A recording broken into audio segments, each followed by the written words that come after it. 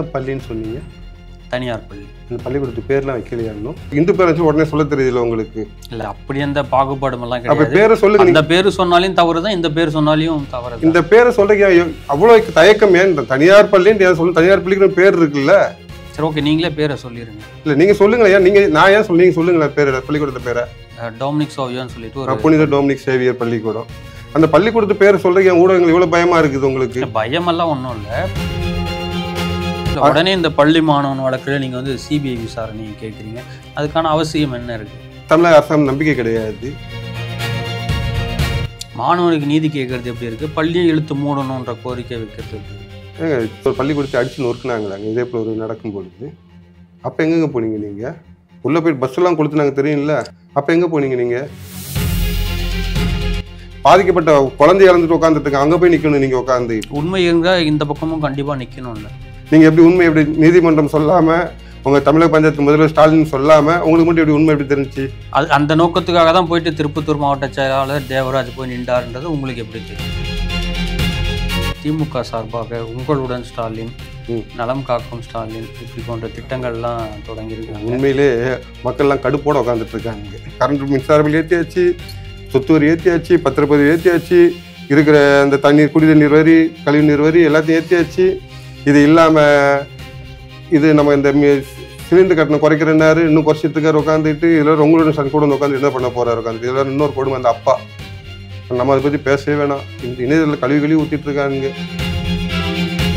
நலம் காக்கும் ஸ்டாலின் திட்டத்துல தான் ஊர் ஊரா போய் கேம்ப் போடுறாங்கல்ல. எல்லா ஊர்லயும் மருத்துவமனை இருக்கு, எந்த ஊர்ல மருத்துவமனை இல்ல? நீங்க மருத்துவமனை இல்லாத ஊர்ல போய் கேம்ப் போடுங்க. என்ன சார், மருத்துவமனை இருக்கிற ஊருக்கே கூட்டு போனா புதுசா மருத்துவரை கூட்டு போங்க. இருக்கிற டாக்டர் கூட்டு அங்க வச்சுங்க. இப்ப இந்த டாக்டர் பாக்க இங்கே பாக்குறது. சனிக்கிழமை வைக்கும்போது சனிக்கிழமை மருத்துவமனைக்கு வர மற்ற இவங்க என்ன போய் சேருவாங்க? எங்க போய் தேடு? டாக்டர் தேடி போயிட்டு இருக்கணுமா? டாக்டரை தேடி மக்கள் அப்படின்னு திட்டத்தை போட சொல்லுங்க.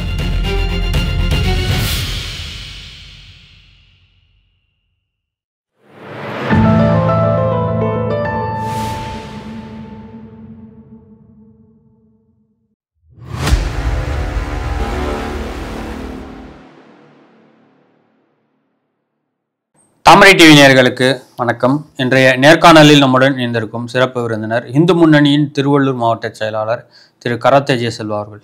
வணக்கம். நமஸ்தேங்க.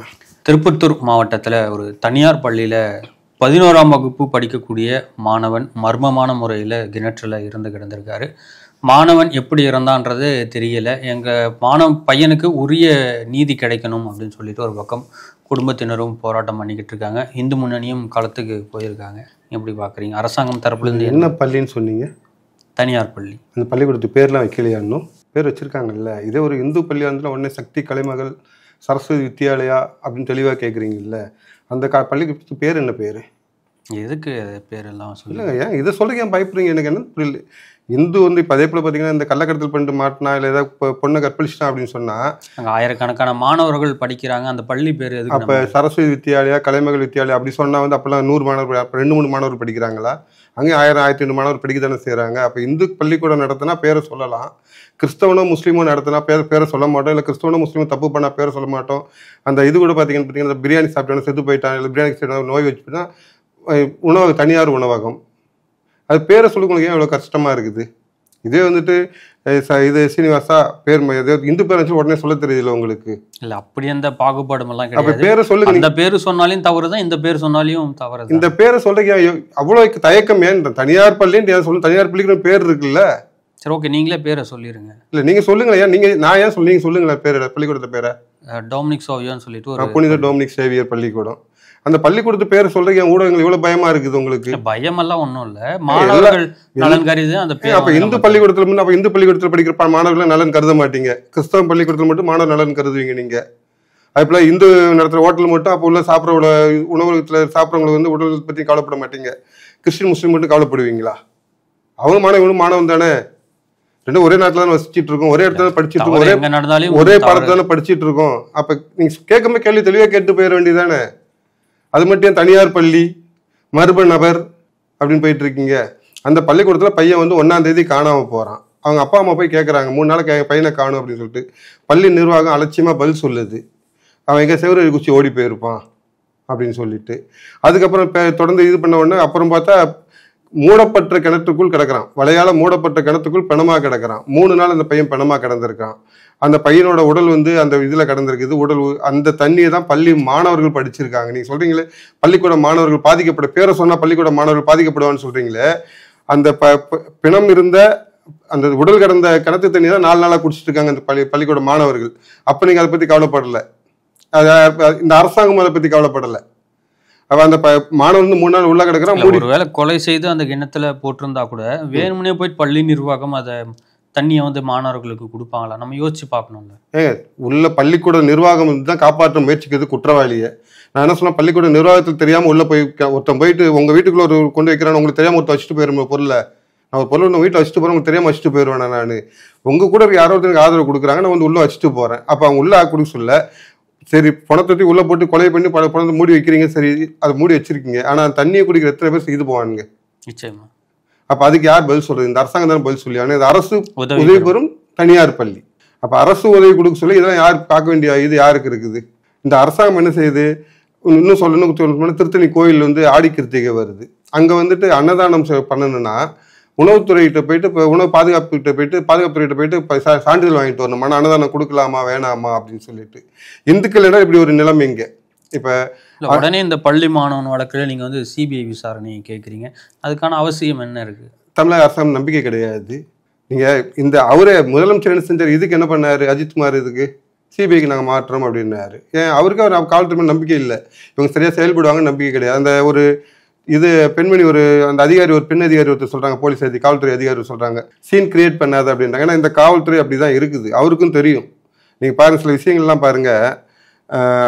ஒரு அரசியல்வாதி கொடுக்குற அறிக்கையோட அருமையா வந்துட்டு அரசாங்கத்துக்கு முட்டு கொடுக்குறது வந்து ஒரு அரசியல்வாதி கொடுப்பான். முந்தினா இந்த கருணாநிதி முதலமைச்சராக சொல்ல துரைமுருகன் இந்த மாதிரி ஆளுங்க, ஆற்காடு அரசு இந்த மாதிரி ஆளுங்கெல்லாம் அறிக்கை கொடுப்பாங்க, யாராவது தவறு பண்ணிட்டா அந்த தவறை வந்து இப்படி பூசி மெழுகலாம் அப்படின்ட்டு. ஆனா இந்த திராவிட முன்னேற்ற இந்த ஆட்சியில, நம்ம தமிழக பஞ்சாயத்து முதல்வர் ஸ்டாலினோட ஆட்சியில பாத்தீங்கன்னா, தவறு ஒண்ணு நடந்துருச்சுன்னா அந்த தவறுக்கு முட்டு கொடுக்கறதுக்கு வந்து அரசியல் யாரும் வர மாட்டேங்கிறாங்க, அரசு அதிகாரிகள் வர்றாங்க. கள்ளக்குறிச்சியில வந்து கலெக்டர் வந்தாரு, இதுல நம்ம கமிஷனர் ஒரு டைம் வந்து இதுக்கு வந்திருந்தாரு. அப்ப இதெல்லாம் வந்து பாத்தீங்கன்னா இந்த மாதிரி ஒரு காவல்துறையை கையில வச்சுட்டு அவருக்கே தெரியுது, நம்ம வந்து அஜித்குமாருக்கு வந்து நம்ம காவல்துறை வந்து இது பண்ண விளங்காது, அதனால வேற ஆளா மாற்றி விட்டுரும், சிபிஐட்ட கொடுத்துரும் அப்படின்ட்டு. இந்த பள்ளியில மாணவன் மர்மமான முறையில செத்துருக்கான், நடவடிக்கை இன்னும் எடுக்காததுக்கான காரணம் என்னவா இருக்கும் நீங்க நினைக்கிறீங்க? கிறிஸ்தவன் தொடர்ச்சியா இன்னும் வரைக்கும் போராட்டம் நடத்திக்கிட்டு தான் இருக்காங்க. அதாவது தமிழகத்தில் ஒரு பழமொழி உண்டு, குத்துணர் சிறுபான்மையினராக இருந்தால் பெரும்பான்மை கத்தவும் மாட்டாங்க, அவங்களுக்கு ஆதரவு யார் கத்தவும் வர மாட்டாங்க. இது தமிழகத்தில் வந்து இந்த திராவிட ஆட்சி வந்ததுக்கு அப்புறம் தொடர்ந்து நடந்துட்டு இருக்க விஷயம். குற்றப்பட்டது யாரா? இது முஸ்லீம் மாதிரி வெட்டின முஸ்லீம் மாதிரி இருக்கு, கத்திராத. எங்க நடந்துச்சு? கிறிஸ்தவ பள்ளியில கத்திராத. எங்க நடந்துச்சு? கிறிஸ்தவ இதுல சர்ச்சில் நடந்துச்சு, கத்திராத. ஏன்னா இந்த இதெல்லாம் பார்த்தீங்கன்னா கோயிலில் நிர்வாகத்தை தப்புனவன கோயிலை பூட்டு போட தயாரா இருக்காங்க. 2 சமுதாய மக்கள் முட்டி கொண்டனர், மோதி கொண்டனர்ன்ட்டு. அதே இதில் ஒருத்தர் கொலையே பண்ணாங்க, இந்த நாம் தமிழர் கட்சிக்காரர் ஒருத்தர் கொலையே பண்ணாங்க, ஆனால் அந்த சர்ச்சை பூட்டு போடவே இல்லை. ஏன்னா இந்த நிர்வாகம் வந்து அப்படிதான் இருக்குது. மாணவனுக்கு நீதி கேட்கறது எப்படி இருக்கு, பள்ளியை இழுத்து மூடணுன்ற கோரிக்கை வைக்கிறது எப்படி இருக்கு? பள்ளிக்கூடத்தை அடிச்சு நொறுக்குனாங்களாங்க இதே போல ஒரு நடக்கும் பொழுது. அப்போ எங்கெங்க போனீங்க நீங்க? உள்ள போயிட்டு பஸ் எல்லாம் கொடுத்துனாங்க தெரியும்ல, அப்போ எங்க போனீங்க நீங்க? அப்போ உங்களுக்கு நான் என்ன சொல்றேன், இந்து பாதிக்கப்பட்டா மட்டும் உங்களுக்கு ஏன் வந்து இது அது ஒரு பெரிய விஷயமாவே தெரியவே மாட்டேங்குது. ஒரு கிறிஸ்தவனோ முஸ்லீமோ பாதிக்கப்பட்டு அவ்வளவு கொந்தளிக்கிறீங்க, அவ்வளவு பிரிச்சு பாக்குறீங்க, இந்து முஸ்லீம் கிறிஸ்டியன். ஏங்க அப்படிதான் பண்ணிட்டு இருக்கீங்க நீங்க. நான் பிரிச்சு பார்க்க அப்படிதான் நடக்குது. சுர்ஜித்னு ஒரு பையன் அந்த ஒரு 10 வருஷம் முன்னாடி அந்த இதுல விஜயபாஸ்கர் போன அதிமுக கட்சியில் சொல்ல ஆழ்துணை கட்டில அப்பம் தோண்டின கிணத்துல உள்ள பிளாஸ்டிக் பைப்பை இடைக்கு எடுத்து போட சொல்ல அந்த பழத்தில் உள்ள செத்து போயிடுறான். இன்னைக்கு அவங்க வீட்டில் சர்ச்சேஸ் நடத்திட்டு இருக்காங்க, கொடுத்த பணம் அவ்வளோ பணம் கொடுத்துருக்காங்க அங்கே போயிட்டு. ஆனால் இங்கே என்ன கலாச்சாரத்தில் சேர்த்தா 10 லட்சம் கொடுக்குறீங்க. இங்கே வந்து என்ன நடக்குது, தேர் போகும்பொழுது மின்சாரம் தாக்கி செத்து போயிட்டா 3 லட்சம், சர்ச்சில் ஒருத்தங்க அதே போல் சப்பரம் தாக்கி செத்து போனால் 5 லட்சம். நீங்கள் ஏன் பாகுபாடு பார்க்குறீங்க? திருவள்ளிக்கணியில் ஒரு இது பஸ்ஸை வந்து பையன் வந்து கள்ளத்துக்கு உடச்சிட்டான், அரசு இது காவல்துறை எழுதி வாங்கிட்டு அனுப்பி விடுறாங்க, ஏன்னா முஸ்லீம் பையன் அவன். அது இந்து அடிச்சு என்ன செய்கிறீங்க நீங்கள்? ஒரு ஹோட்டலில் வந்து புழு இருக்குது, முஸ்லீம் அந்த தொழில் இது ஹோட்டல் அதிபர்கிட்ட ஹோட்டல் ஓனர்கிட்ட எழுதி வாங்கிக்கிறாங்க, இனி அது தவறு நடக்காது அப்படின்ட்டு. எத்தனை இந்துக்கள் அப்படி பண்ணியிருக்கீங்க? சமூக வலையத்தில் தமிழக பஞ்சாயத்தில் முதலமைச்சரையோ இல்லைன்னா அவர் பையன் உதயநிதியோ இல்லை அவங்களோட பேரன் இன்பநிதியோ இல்லை அவங்க தங்கச்சி கனிமொழியோ இல்லை அவங்க அப்பா கருணாநிதியோ யாரையாவது ஒருத்தர் வார்த்தை சொன்னால் உடனே குண்டாசத்துக்கு போகிற அளவுக்கு வர்றீங்கல்ல. அது முக்கியமா இது முக்கியமா? எனக்குண்ணா கிறிஸ்தவ முஸ்லீம்னா வெண்ணெய், இந்துனா சுண்ணாம்பு. அதுதான் இந்த தமிழக அரசாங்கத்தோட நிலைமை, திராவிட அரசாங்கத்தோட நிலைமை. அப்போ இப்படி தான் இருக்கும். இவங்க மேலே நம்பிக்கை கிடையாது, அதனால சிபிஐ விசாரணை கேட்குறாங்க. இவங்க வந்து எல்லாத்துலேயும் பாகுபாடு பார்த்துக்கிட்டே இருக்காங்க. கிறிஸ்தவ முஸ்லீம் இப்போ உங்களுக்கு எல்லாமே தெரிஞ்ச சலுகைகள் உண்டு. படிக்க போனாலும் சலுகைகள் உண்டு. ஒரு பள்ளிக்கூடம் தொடங்கினாலும் அவங்களுக்கு சலுகைகள் உண்டு. இப்போ கொன்னாலும் அவங்களுக்கு சலுகை இருக்குது. இது அபத்தமான குற்றச்சாட்டார். இதுதானே உண்மை. நடக்கிறது தானே நடந்துட்டு இருக்குது. விசாரணை என்னன்னே தெரியல. ஏங்க இதுக்கு நான் என்ன சொல்லாதான் சொன்னேன். கோயில் தேரில் செத்து போனால் 3 லட்சம், கிறிஸ்தவ சப்பரத்து செத்து போனால் 5 லட்சம், கலாச்சாரம் கூட செத்தவனுக்கு 10 லட்சம் கொடுக்குறாங்க கோயில் தேரில் இது பண்ணால். அப்போ இது வேற என்ன செய்ய சொல்றீங்க? வேற என்ன பாகுபாடு இல்லாமல் வேற என்ன இதுக்கு பேர்? இப்போ நீங்களே சொன்னீங்க பேர் பள்ளிக்கூட பேர் சொல்லி அவ்வளோ தயங்குறீங்க, சொல்ல மாட்டேன்றீங்க. அது ஏன் அந்த பாகுபாடு ஏன்னு கேட்குறேன். இதில் இன்னொரு வந்திருக்கு. அந்த இந்த பாதிக்கப்பட்ட இங்கே ஒரு முறை ஒரு பக்கம் அந்த குழந்தைகள் இந்த பெற்றோர் கதறிட்டு இருக்காங்க, நீதி வேணும் நியாயம் வேணும்னு கேட்டு போராடிட்டு இருக்காங்க, கூட இந்து முன்னி நின்றுட்டு இருக்குது. ஆனால் இன்னொரு பக்கம் நம்ம ஜோலார்பேட்டை எம்எல்ஏ திருப்பத்தூர் மாவட்ட செயலர் போய் பார்த்துட்டு வர்றாரு. அந்த பள்ளிக்கூட நிர்வாகி போயிட்டு பொன்னாடை போத்திட்டு வர்றாரு. இது எதனுடைய அறிகுறி? இது எதற்காக இதை பண்றாங்க? எதை காமிக்கிறாங்க அவங்க? நீ போராடுறது இடத்துக்கு கூட வரணும். பாதிக்கப்பட்ட மக்கள் நீ வந்து பாதிக்கப்பட்டவங்க கூட நிக்கணுமா இல்லை பண்ணவங்க கூட நிக்கணுமா? உண்மையின் பக்கம் நிக்கணும். சரி, நீ உண்மை அதுக்குள்ள உங்களுக்கு உண்மை தெரிஞ்சுட்டான் தப்பே ஸ்கூல்ல பள்ளிக்கூடத்தில் நடக்கவே இல்லைன்னு சொல்றீங்களா நீங்க? அப்பனா எங்க மக்கள் எங்க நிக்கிற அங்க வந்து நிக்கணுங்க. அதிகாரம் படைச்சவன்ட்டையும் பணம் படைச்சவன்ட்டையும் பலம் படைச்சவன்ட்டையும் போய் நிக்க கூடாதுங்க. பாதிக்கப்பட்ட குழந்தை இறந்துட்டு உட்காந்துட்டு இருக்காங்க, அங்க போய் நிக்கணும். நீங்க உட்காந்து உண்மை இருந்தா இந்த பக்கமும் கண்டிப்பா நிக்கணும்ல. நீங்க எப்படி உண்மை எப்படி நீதிமன்றம் சொல்லாம உங்க தமிழக பஞ்சாயத்து முதல்வர் ஸ்டாலின் சொல்லாம உங்களுக்கு மட்டும் எப்படி உண்மை எப்படி தெரிஞ்சு? அந்த நோக்கத்துக்காக தான் போயிட்டு திருப்பத்தூர் மாவட்ட செயலாளர் தேவராஜ் போய் நின்றாருன்றது உங்களுக்கு எப்படி தெரியும்? நான் என்ன சொல்றேன், தப்பு பண்ணியிருக்கான்ல அவனுக்கும். நீங்க இன்னொரு வேற விஷயமா கூட நான் என்ன சொல்றேன்னா, கஞ்சா கடத்தினா மாற்று திமுக காரனா இருக்கான், மெத்தமெட்டின் கடத்தினா மாற்று திமுக காரனா இருக்கான், அண்ணா யூனிவர்சிட்டியில இது பெண் வந்து பாலியல் பலாத்காரம் பண்ணப்பட்டா மாற்று திமுக காரனா இருக்கான். அப்ப எல்லா இடத்துலயும் திமுக இவன் போய் நிற்கும். எனக்கு இவன் மேலே சந்தேகம் வருது இல்லை. நீயே அங்கே போய் நிற்கிற. கெட்டவங்க கூட உனக்கு என்ன சகவாசம்? அப்போ திமுக முறை கெட்டவங்க கூட சகவாசம் வச்சிருப்போம்னு சொல்லிட்டு போங்க, கேட்க போகிறது கிடையாது. யாரெல்லாம் சமுதாய விரோதிகளோ சமூக விரோதிகளோ அவங்க கூட பூரா தொடர்பில் இருக்கிறாங்க. இவங்க இல்லாமல் என்ன நடந்திருக்கு ஒன்று சொல்லுங்க பார்ப்போம். இந்த ஆட்சி வந்ததுக்கு அப்புறம் இவங்க இல்லாமல் ஒரு கொலை நடந்துச்சு, ஒரு கொலை நடந்துச்சு, ஒரு கஞ்சா கடத்தல் நடந்துச்சு, ஒரு மெத்தமெட்டின் அந்த மாநில செயல் எல்லாம் நடந்துச்சுன்னு சொல்லுங்க பார்ப்போம்.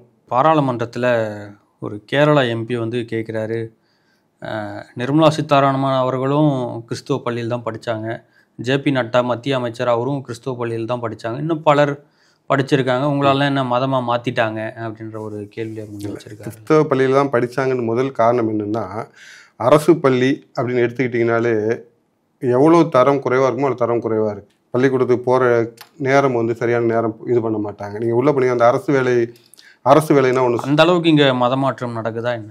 மதமாற்றம் ஏங்க, அந்நிய தெரேசா இருந்தாங்களா, அந்த அந்நிய தெரேசான்னு ஒருத்தங்க இருந்தாங்கல்ல, மொராய் தேசாய் பிரதமர் அரசுல மதமாற்ற தடை சட்டம் கொண்டு வர்றாரு. இவங்க அந்நிய தெரேசா என்ன செஞ்சுட்டு இருக்காங்க, பள்ளிக்கூடம் நடத்திட்டு இருக்காங்க, தொழில்நோய்களுக்கான இது பண்ணிட்டு இருக்காங்க, பெரிய சமூக சேவகன்னு காமிச்சிட்டு இருக்காங்க. மொராய் தேசாய் வந்து பிரதமர் சட்டம் கொண்டு வர மதமாற்ற தடை சட்டம் இந்தியா முழுசும் கொண்டு வரலாம் யோசிக்கிறாரு. உடனே அந்நிய தெரேசா போய் பார்க்குறாங்க, அங்கே போய் பார்த்து சொல்கிறாங்க, நீங்கள் சட்டத்தை கொண்டு வந்து இருக்கிற கல்வி நிறுவனங்களையும் மருத்துவமனையில் மூடி விட்டு என்னோட நாட்டுக்கு சென்று விடுவேன் அப்படின்றாங்க. நீங்கள் சேவை பண்ண வந்தீங்க, கல்வி கொடுக்க வந்தீங்க அப்படின்னா நீங்கள் அதை மூடிட்டு அங்கே போகணும்னு சொல்கிறீங்க. மதமாற்ற தடை சட்டம் உங்களுக்கு என்ன வந்துச்சு? அப்போ அவங்களே நேரடியாக சொல்கிறாங்க, மதமாற்றம் தான் நாங்கள் வந்தோம் அப்படின்னு மறைமுகமாக சொல்கிறாங்க, நேரடியாக சொல்கிறாங்க. மொராய் பார்க்கும்பொழுது அதான அர்த்தம் அதுக்கு. இங்கே அப்புறம் பள்ளிக்கூடம் எதுக்கு வந்துச்சு? எந்த பள்ளிக்கூடத்தில் இது கன்னிமரியாதை பற்றியோ இல்லைன்னா இயேசுவை பற்றியோ தனியார் பள்ளின்னு சொல்கிறீங்க, மதமாற்றம் நடக்கலை அப்படின்னு சொல்கிறீங்க. மதமாற்றம் நடக்கல, அரசு கொடுக்குற அந்த கல்வி பாடத்திட்டங்கள் அதை மட்டும் படிக்க சொல்ல வேண்டியதானே. பைபிள் கிளாஸ் எதுக்கு நடத்துகிறாங்க கிறிஸ்தவ பள்ளிகளில்? நீங்கள் சொல்லிங்க வந்து அங்கே படித்த அந்த ஒரு மடப்பை ஒரு முட்டாள் மத்திய அமைச்சர் கேட்டதாக சொல்கிறீங்க. நீங்கள் உட்காந்துட்டு முட்டாள்தனமாக இல்லை. நாங்கள் என்ன சொல்கிறோம், ரோட்டில் போனால் ஆக்சிடென்ட் ஆயிருன்னு சொல்கிறோம். ஆனால் என்ன சொல்கிறாரு, ரோட்டில் போகிறவங்களாம் நீலாம் ரோட்டில் போனி அப்படின்றாரு. இப்போ 2 அமைச்சர் பார்த்து கேட்குறேன், நீலாம் ரோட்டில் தானே போனீங்க அப்படின்ட்டு. நான் என்ன சொல்கிறேன், ரோட்டில் போகிறேன் புத்திசாலி போகிறோம் ஒதுங்கி போயிடுவோம். ரோட்டில் போனால் ஆக்சிடென்ட் இருக்குன்னு ரோட்டில் போகிறவங்க செத்து போகிறான்னு அர்த்தம் கிடையாது. தெளிவாக இருக்கணும், ஓரமாக போயிடுவோம். தெளிவுலாம் தட்டி தூக்கிட்டு போயிட்டு தான் இருப்பானுங்க. அந்த மாதிரி தட்டி தூக்கிட்டு போனால் எத்தனை பேரும் தெரியும், இவருக்கு என்ன தெரியுமா உட்காந்துட்டு. ஒரு அவர் மதமானவராக இருப்பார், கிறிஸ்தவ பள்ளிக்கூடத்தில் படித்து. அவர் பேர் ஜான் பிரட்டாஸ். அதான் சொல்கிறேன்னா, அவர் மதமானது. அவங்க அப்பா என்ன, அவங்க தாத்தா அவங்க பாட்டில் அப்படி கிறிஸ்தவங்களே பிறந்து வந்தவங்களா? இவங்க என்ன சொன்னா, இந்த பள்ளிக்கூடங்கள் நடத்துவதே மதமாற்றத்தானே.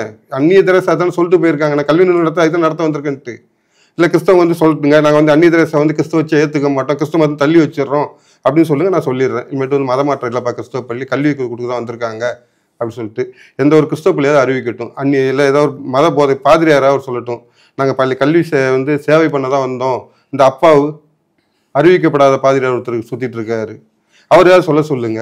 கிறிஸ்தவம் வந்து மதமாற்றத்துக்காண்டி கல்வியை கொண்டு வரல, அதில் மதமாற்றத்துக்காண்டி வந்து அந்த கல்வியை வந்து மதமாற்றத்துக்கு ஒரு கருவியாக உபயோகப்படுத்திய அந்நிய தெரேசா வந்து நாங்கள் புறக்கணிக்கிறோம் சொல்ல சொல்லுங்க. பண்றதே அதுக்கு தானே பண்ணிட்டு இருக்காங்க. மதமாற்றத்தானே கல்வியை கையில் வச்சுட்டு எந்தெந்த வகையில வந்து மக்களை ஏமாற்றம் அந்த இடத்துல கையில் வச்சுட்டு இருக்காங்க மதமாற்றம் பண்றதுக்கு. தமிழ்நாட்டில் வந்து பார்த்தீங்கன்னா நரிக்குறவர் இனத்துல போய் உட்காந்துட்டு இருக்காங்க. அதுக்கு வந்து கிறிஸ்தவ சபையெல்லாம் ஒன்றா உட்காந்துட்டு நாங்கள் வந்து மதமாற்றம் பண்ணலை. அந்த நரிக்குறவர் சமுதாயமே பார்த்தீங்கன்னா ஆரம்பத்தில் வந்து அதாவது சொல்லுவாங்க, ஒரு உணவு சங்கிலின்னு ஒன்று உண்டு. பாம்பு வந்து தவளையை சாப்பிட தான் செய்யும், பாம்பை வந்து கழுகு சாப்பிட தான் செய்யும். இந்த மாதிரி அந்த உணவு சங்கிலி அருந்துச்சுன்னா இன்னொரு இது வந்து பெருக்கம் அதிகமாயிரும். அதில் வந்து இந்த நரிக்குறவர் சமுதாயம்ன்றவங்க வந்து பார்த்திங்கன்னா காட்டில் வந்து அபாயகரமான விலங்கு இல்லாமல் வெள்ளை எலி இந்த மாதிரி வந்து எப்படி சொல்ல அதிக ஆயிடக்கூடாது அப்படின்னு சொல்ல விரும்புகிறோம். அதெல்லாம் வந்து வேட்டையாடி அதை வச்சு வாழ்ந்துட்டு இருந்தாங்க. இத்தாலிய கிறிஸ்தவ சோனியா காந்தியோட மத்திய அரசு வந்ததுக்கு அப்புறம் எப்படி வந்து ஜல்லிக்கட்டை வந்து வீட்டு விலங்குலேருந்து இதுக்கு வன விலங்காக மாற்றினாங்களோ அதே போல் வந்து வன பாதுகாப்பு சட்டம்னு ஒன்று போட்டு நரிக்குறவர்கள் வேட்டையாடுவதை தடை பண்ணாங்க. சோத்தில் மண்ணெல்லி போட்டாங்க. இப்போ அவங்க சோத்துக்கு வழி இல்லாமல் அது எம்ஜிஆரோட ஒரு படத்தில் பாடியிருப்பார், நரிக்கொம்பு விற்றாலும் விற்பேனுங்க, அடுத்தவங்க சொத்தை திருடி விற்க முடியும் ஒரு வரி ஒன்று உண்டு. செத்து போன நரிக்கொம்பு எடுத்து வந்து விற்பாங்க அவங்க. ஏன்னா இப்போ என்ன சொல்ல காட்டுக்குள்ள கூட விட மாட்டேங்கிறாங்க இவங்களை. அப்போ அவங்களுக்கு வாழ வழி இல்லாமல் பண்ணிட்டாங்க. அவங்களோட வாழ்வின் ஆதாரம் என்னன்னா காட்டுக்குள்ளே இருக்கிறத அந்த கிழங்கு இதெல்லாம் கொண்டு வந்து கொடுத்து தேன் இந்த மாதிரி கொண்டு வந்து கொடுத்து அப்படி பொழைச்சிட்டு இருந்த ஒரு சமுதாயத்தை உள்ளே போகக்கூடாமல் பண்ணி இந்த சோனியா காந்தி ஆட்சி வந்ததுக்கப்புறம் அவங்களுடைய மத்திய அரசு அந்த சட்டத்தை போட்டு அவங்களை உள்ளே விடாமல் அவங்கள சோத்தில் மண்ணெல்லி போட்டு இன்றைக்கி வந்து பிச்சை எடுத்துகிட்டு இருக்காங்க. அவங்க பாதி பேர் பிச்சை எடுத்துட்டு அலையிறாங்க, பாதி பேர் அந்த இது வாழ்றதுக்கு வழி இல்லாமல் இருக்காங்க. ஏன்னா இவங்களோட திட்டம் அதுவாக தான் இருந்துச்சு. சோத்தில் மண்ணெல்லி போட்டால் அடுத்த சோத்துக்கு நம்மகிட்ட வந்து நிற்பான், அதை வச்சு மதம் மாற்றலான்ட்டு. அதை வந்து இப்போ வந்து நடைமுறையில் கொண்டு வந்துட்டு இந்த கிறிஸ்தவ நிறுவனங்கள் என்ன செய்யுது, இந்த மதமாற்ற என்ஜிஓக்கள் என்ன செய்யுது, உள்ளே போய் வந்து அவங்கள போய் அந்த சமுதாய மக்களை போய் ஏமாற்றிட்டு அவங்க மதமாற்றம் பண்ணிட்டு இருக்குது. நம்மளும் களத்தில் இறங்கியிருக்கோம். அவங்களே சொல்கிறாங்க எங்களை வந்து தேவையில்லாமல் எங்களை அடி தொல்லை பண்ணுறாங்க அப்படின்னு சொல்லிட்டு. இவங்க என்ன செய்கிறாங்க, அவங்கள வந்துட்டு இந்து முன்னணி உள்ளே வந்துட்டு அவங்கள வந்து இது பண்ணுது, தூண்டி விடுதுன்ட்டு. இந்து முன்னணி பாதுகாக்கத்தான் செய்யும். எங்கெல்லாம் மதமாட்டம் நடக்குதோ அங்கெல்லாம் கண்டிப்பாக இந்து முன்னணிக்காரன் வந்து நிற்க தான் செய்வோம். ஏன்னா இது வந்து இந்து முன்னணிக்காரன் வந்து ஒன்றை மாரி பணத்துக்கோ இல்லை ரொட்டி துண்டுக்கோ இல்லை இது வேற எதுக்கு ஆசைப்பட்டு வந்தவங்க கிடையாது. உயிரை கொடுத்து வளர்த்த இயக்கம் உயிரை கொடுக்குறதுக்கான்னு வந்து நிற்க தான் செய்வோம். திமுக சார்பாக உங்களுடன் ஸ்டாலின், நலம் காக்கும் ஸ்டாலின் இப்படி போன்ற திட்டங்கள்லாம் தொடங்கியிருக்காங்க. உண்மையிலே மக்கள்லாம் கடுப்போட உட்காந்துட்டு இருக்காங்க. நான் என்ன சொல்றேன்னா, ஒரு மருத்துவமனைக்கு 4 மருத்துவர் இல்லை ஒரு தமிழகம் முழுவதும் அரசு மருத்துவம் 2000 பேர் இருக்காங்கன்னு வச்சுக்கிடுங்க. இந்த 2000 பேருக்கு ஏற்கனவே ஒரு அலுவல் இருக்கும். இந்த அரசு மருத்துவமனையில் இத்தனை மணி நேரம் வேலை செய்யணும், இத்தனை மணி வேலை செய்யணுன்ட்டு. நீ இந்த நலமுடன் ஸ்டாலின் அப்படின்னு சொல்லிட்டு நம்மளுடைய தமிழக பஞ்சாயத்து முதல்வர் அறிவிச்சு என்ன செஞ்சுருக்கணும், இதுக்காக தனி ஒரு மருத்துவரை தேர்வு நடத்தி ஒரு 5000 மருத்துவரை தயார் பண்ணி அவங்கள கூப்பிட்டு உள்ளே போயிடும். நான் நலமுடன் மருத்துவம் நடத்து. ஏன்னா மக்களை ஏமாற்ற முடிவு பண்ணிட்டேன். ஒரு வெள்ளை சட்டத்தை மாட்டு நம்ம இந்த ஒரு படத்தில் கூட விவேக் வருவான், வளைச்சி எழுதிட்டு வருவான், எழுதி கொடுப்பான் அனாசின்ற மாத்திரையை, நானும் மருத்துவர் அப்படின்ட்டு. அந்த மாதிரி 4 பேரை கூட்டு போயிருந்தா பிரச்சனை கிடையாது. இவர் என்ன செய்யறாரு, அரசு மருத்துவமனையில் பணியாற்றி கொண்டிருந்த மருத்துவரை கூட்டு போயிடுறாரு. ஒரு மருத்துவமனை காலைல 2000 பேர் 3000 பேர் வர்றாங்க. அவ்வளோ பேரும் டாக்டர் இல்லாமல் கழுவி ஊற்றிட்டு இருக்காங்க உட்காந்துட்டு. இவங்களோட டாக்டர் எங்கேயான்னு கேட்டால் ஆஸ்பத்திரி போனால் ஆஸ்பத்திரி மூடி இருக்குது. என்னன்னு கேட்டால் உங்களை காக்கும் ஸ்டாலினுக்கு மருத்துவர் அங்கே போயிட்டாரு. இங்கே மக்கள் வந்து வைத்தியம் பார்க்க ஆள் இல்லாமல் உட்காந்துட்டு இருக்காங்க, மருத்துவமனையில் உட்காந்துட்டு இருக்காங்க. அதாவது மருத்துவமனை தெரிஞ்சுக்க 3 நாளைக்கு ஒரு தடவை வரணும் ஒருத்தர் எழுதி கொடுத்துருப்பாங்க, 4 நாளைக்கு ஒருத்தர் வந்து பார்க்கணும் எழுதி கொடுத்துருப்பாங்க, 5 நாளைக்கு ஒருத்தர் பார்க்கணுட்டு. அந்த 3 நாள் கழிச்சு வந்து பார்க்கறதுக்கு ஆள் கிடையாது. அங்கே 5 நாள் கழிச்சு வரணும் பார்க்குறேன். ஏன்னா இவங்க எல்லாம் பின்னாடி ஸ்டாலின் சொல்லிட்டு அங்கே போய் உட்காந்துட்டு இருக்காங்க. அப்போ அங்கே போய் உட்காரும் இந்த வறுமையில் வாழும் மக்களுக்கு யார் மருத்துவத்தை பார்க்கறது? உன்னோட பேர் புகழுக்காக அப்பாவி மக்களை வந்து கொச்சம் சாகடித்து கொண்டு இருக்கும் திமுக அரசாங்கம் சொல்லலாம். காக்கும் ஸ்டாலின் திட்டத்துல தான் ஊரா போய் கேம்ப் போடுறாங்க. மருத்துவ எல்லா ஊர்லயும் மருத்துவமனை இருக்கு, எந்த ஊர்ல மருத்துவமனை இல்ல? நீங்க மருத்துவமனை இல்லாத ஊர்ல போய் கேம்ப் போடுங்க. மருத்துவமனை இருக்கிற ஊருக்கே கூட்டு போனா புதுசா மருத்துவரை கூட்டு போங்க. இருக்கிற டாக்டர் கூட்டு அங்க வச்சுங்க. இப்ப இந்த டாக்டர் பாக்குற இங்கே பாக்குறது காலங்காலமா மருத்துவம் பார்த்துட்டு இருக்காங்க. இப்ப நீங்க ஒரு டயபெட்டிஸ் பேஷண்ட்டோ இல்ல ஒரு ஏதோ பிபி பேஷண்டோ 3 நாள் கழிச்சு வா, 4 நாள் கழிச்சு வான்னு எழுதி கொடுத்துருப்பாங்க. இப்ப நேரடியா நாங்க தான் உங்களை தேடி வரோன்றத சொல்றாங்கல்ல. அப்ப நான் இங்க வந்து உட்காந்து அவனை யார் பாக்குறது? இப்ப நீங்க செவ்வாய்க்கிழமை வர சொல்லி டாக்டர் வர சொல்லியிருப்பாரு.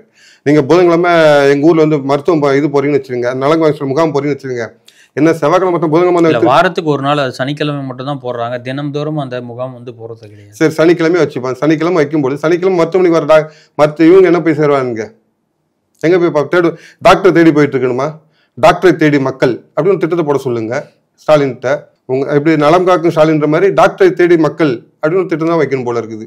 இல்லை ஒரு இலவச பேருந்து வைக்க சொல்லுங்க உட்காந்துட்டு, எங்க இருக்க டாக்டர் தேடி போகலாம் அப்படின்னு சொல்லிட்டு. ஒவ்வொரு அரசு மருத்துவ மாசத்துலையும் ஒரு 4 ஆட்டோ நிப்பாட்டி வச்சிருங்க. இப்படி வந்து டாக்டர் எங்கே இருக்கு அங்கே கொண்டு விட்டு வருவோம் நாங்கள் அப்படின்ட்டு.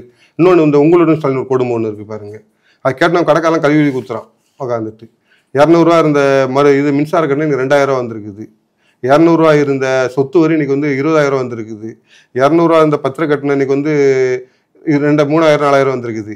எல்லாத்தையும் ஏற்றி வச்சுட்டு உங்களுடன் ஸ்டாலின் என் கூட ஏன்டா வந்து நிற்கிற வராது போடா அப்படின்றாங்க. உங்களுக்கு சொல்லிட்டு என் கூட வந்து ஒரு முதல்வர் நம்ம கூட உட்காந்தாருன்னா நமக்கு வந்து நிறைய சலுகைகள் கிடைக்கும்னு பார்ப்போம். இது உங்களுடன் ஸ்டாலின் அவன் கழிவுகளை ஊற்றிட்டு இருக்கான் உட்காந்துட்டு. கரண்ட் மின்சார பில் ஏற்றியாச்சு, சொத்து வரி ஏற்றியாச்சு, பத்திரப்பதிவு ஏற்றியாச்சு, இருக்கிற அந்த தண்ணீர் குடி தண்ணீர் வரி, கழிவு நீர் வரி எல்லாத்தையும் ஏற்றியாச்சு. இது இல்லாமல் இது நம்ம இந்த சிலிண்டர் கட்டணம் குறைக்கிறனாரு இன்னும் குறைச்சிட்டு இருக்காரு உட்காந்துட்டு. இதில் உங்களுடன் ஸ்டாலின் கூட வந்து உட்காந்து என்ன பண்ண போறாரு உட்காந்துட்டு. இதெல்லாம் இன்னொரு கொடுமை அந்த அப்பா. நம்ம அதை பற்றி பேசவே வேணாம். இந்த இணையத்தில் கழிவு ஊற்றிட்டு இருக்காங்க. அப்பான்னு சொன்னாலே ஒன்றுன்னு சொல்கிறாங்க, அப்பா கடைன்னு டாஸ்மாக சொல்லலாங்க, வேற ஒன்றும் சொல்ல முடியாது. எங்கள் அப்பா வந்து தெருவுக்கு தெரு கடை தந்து வச்சிருக்காரு அப்படின்னு குடிக்காரங்க பாராட்டாங்க. எனக்கு அப்பா இவர் தான்பா அப்படின்னு அவங்களுக்கு வந்து வசதியாக இருக்குது. மற்றபடி சாதாரண பொதுமக்களுக்கு இது வந்து இதே கிடையாது. ஒரு பக்கம் நீதிமன்றம் கேள்வி எழுப்பியிருக்காங்க, இது கார்ப்பரேட் கம்பெனியா இல்லை அறநிலையத்துறையான்ற ஒரு கேள்வியும் எழுப்பியிருக்காங்க. இது நாங்கள் பல முறை இந்து மணி சொல்லிகிட்டே இருக்குது. ஆலயங்களை வந்து வணிக நிறுவனங்களை தான் இவங்க நடத்திட்டு இருக்காங்க. எந்த கோயில்லையாவது இவங்க வந்துட்டு மக்களை வந்து பக்தர்களை வந்து பக்தர்களாக பாவிக்கணும்னு சொல்லுங்கள். நீங்கள் எதுக்கு போனாலும் கட்டணும். நீங்கள் போயிட்டு கோயிலில் போயிட்டு ஒரு அம்மனுக்கு வந்து சந்தன காப்பு நடத்தணும் அப்படின்னு ஆசைப்பட்டீங்கன்னா நீங்கள் தனியாக பணம், சந்தனத்துக்கு பணம் கொடுக்கணும், சந்தன காப்பு நடத்துறதுக்கு தனியாக கட்டணம் கொடுக்கணும். அம்மனுக்கு வந்து 2 பால் பாக்கெட் ஊற்றி அபிஷேகம் பண்ண போகிறேன்னா அபிஷேக கட்டணம் தனியாக கொடுக்கணும். நீங்கள் இது வந்து கார்பரேட் நிறுவனம் வணிக ஃபர்ஸ்ட் இந்துன்னு சொல்லிட்டு வணிக நிறுவனம்ட்டு இன்னைக்கு வந்து அதை கார்பரேட் லெவலில் கொண்டு போயிட்டாங்க. அவங்க அந்த இதில் சொல்கிறாங்க, நீதிபதி சொல்கிறாரு இத்தனை வருஷத்துக்கு இத்தனை குடமுழுக்கு அப்படின்றது இலக்கு நிர்ணயிச்சு போயிட்டு இருக்கீங்களா. இந்த டாஸ்மாகில் வந்து இத்தனை வருஷம் இத்தனை இதுன்ற மாதிரி இதில் இத்தனை வருஷத்துக்கு இத்தனை கும்பாபிஷேகம் என்ன எவ்வளோ வருமானம் வருதுன்னு. இப்போ நீங்கள் கும்பாபிஷேகம் நடத்துறீங்க அப்படின்னா அரசாங்கத்தோட பணம் போகிறது கிடையாது, கட்சியோட பணம். இப்போ ஸ்டாலின் தான் பண்ணார் அப்படின்னு ஸ்டாலினோட அவனுக்கு கடவுள் நம்பிக்கை கிடையாது. அவன் ஃபோட்டோ பெருசாக போட்டு வச்சிடுறாங்க, கடவுள் நம்பிக்கை கிடையாது. அப்போ அவருடைய இதை வந்து ஃபோட்டோ போட்டு பண்ணும்போது அவரோட பணம் வந்துச்சு. சரி அவர் ஃபோட்டோ எதுக்கு போட்டோம், அவர் பணம் கொடுத்தாரு எனக்கு, திமுக கட்சி இதுலேருந்து அறக்கட்டிலேருந்து பணம் வந்துச்சு அப்படின்னா பரவாயில்ல. நடப்பது பூரா கவர்மெண்ட்டோட பணம், மக்களோட பணம், அதாவது மக்கள் பக்தர்களோட பணம். அந்த பணத்தை வச்சுக்கிட்டு நீ வந்து கும்பாபிஷேகம் எடுத்துட்டு இந்த வழித்தாங்க எடுத்து பிள்ளையார் குறைச்சிட்டு போன கதை மாதிரி நாங்கள் வச்சுட்டு பணத்தை நீ என்ன எங்களுக்கு கொடுக்க, நீ யாரு, நாங்களும் நடத்திட்டு போயிட மாட்டோமா. நம்ம தமிழக முதல்வர் வந்து நம்ம இளைஞர்கள் தத்தி அப்படி சொல்லுவாங்க, அப்படி மேலே போனீங்கன்னா பப்பு அப்படி சொல்லுவாங்க ராகுல் காந்தியை. இங்கே இவரை இது நீதிமன்றம் அடிக்கடி குட்டிகிட்டே இருக்கு. அங்கே அவரை கேட்குது பப்பு, ராகுல் காந்தி கேட்குது நீ எல்லாம் இந்தியனா அப்படின்னு சொல்லிட்டு. அப்படி இந்தியனா இருக்கும், இத்தாலி வந்து எப்படி இந்தியனா இருக்க முடியும். அதனால் இந்த அரசாங்கம், நம்ம இந்த இந்தி கூட்டணி, இந்த கட்சிகள் புறம் பார்த்தீங்கன்னா இப்படி தான் இருக்காங்க. இவங்க எதையுமே வந்து உருப்படியாக சரி கிடையாது. நீதிமன்றத்தை எவ்வளோ தான் அடித்தாலும் சரி. அது இந்த இது ஒரு படத்தில் எதுவும் சொல்லுவான் வடிவழிச்சிட்டு, அவுத்தும் பார்த்தாச்சு அடிச்சும் பார்த்தாச்சு நீ திருந்த மாட்டேங்கிறடா அப்படின்ட்டு. அதே போல் இந்த திமுக அரசாங்கம் அப்படி தான், அடிச்சும் பார்த்தாச்சு, நீதிமன்றம் எப்படி நீதிபதி அப்படின்னு நினச்சிப்பாங்க, உன்னை அடிச்சும் பார்த்தாச்சு அவுத்தும் பார்த்தாச்சு என்னடா இனிமேட்டு ஒன்று என்னடா செய்கிறது அப்படின்ற மைண்ட் செட் மனநிலையில் தான் நீதிமன்றம் இருக்கும்.